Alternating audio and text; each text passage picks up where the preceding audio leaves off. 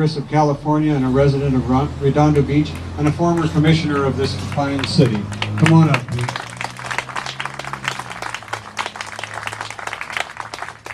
Well, good morning. I am humbled and honored to share the lawn with such great heroes like Captain Thomas, the Colonel, and others. I stand here with a tremendous amount of thanksgiving for the bravery, the honor that have gone before us, and to our first responders who run into the fire, into the danger, as opposed to away, as the rest of us do. This great experiment began some 200 plus years ago with some brave men who got together to create a free nation, one under God and one with a rule of law to protect those freedoms.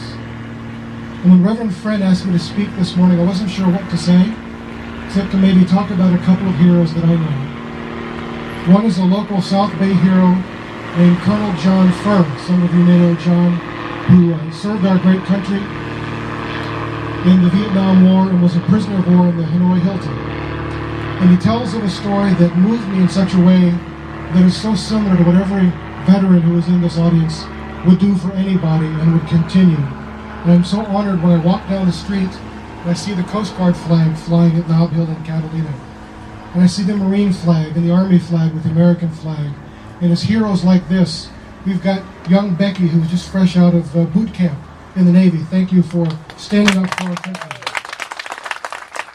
But Colonel John says a story about a young man in the Vietnam War who also was in the prison with him. And if you know the story about how they communicated back then in the prison, they knocked on the walls. And they had a language, much like we might consider Morse code, but it was alphabetical. And one of the things they would always do is find out who you are, where you're from, and how you got there. And the story is about a man who got there from the shortest distance. He was a naval person who had fallen off the ship and was captured by the Vietnamese army and brought into the prison camp. And while he was there, he learned the name and hometown of everybody that was there. And he was one of those fortunate enough to have an early release. And I was so moved by his story. When he went home, he went to every single town in America where these young men were and told their mom and dad that their boy was okay. That's an American hero.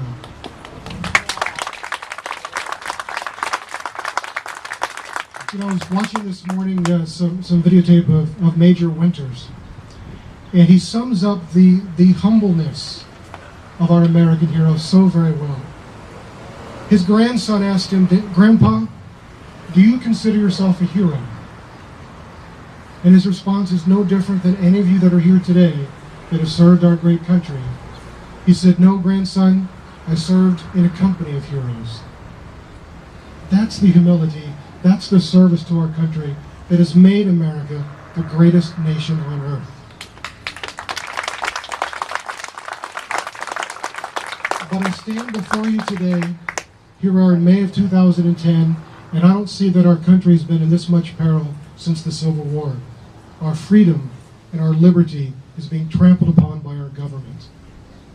And we're here to honor those that went before us, who died and gave their lives, the greatest gift they could to give us the freedom to gather here today, to have an American who opens up his home and builds a memorial to these heroes. And we cannot let that go.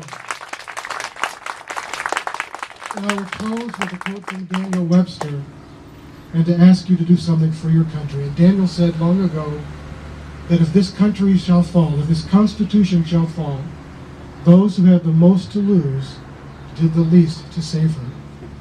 Do not stand by and let this blood go unnoticed, unappreciated.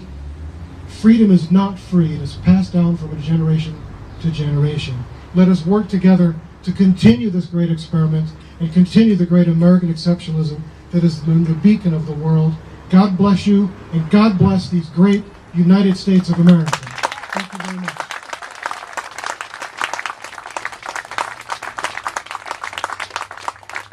Thank you very much, Steve. We have one more speaker, and we'll have a Brianna Baker.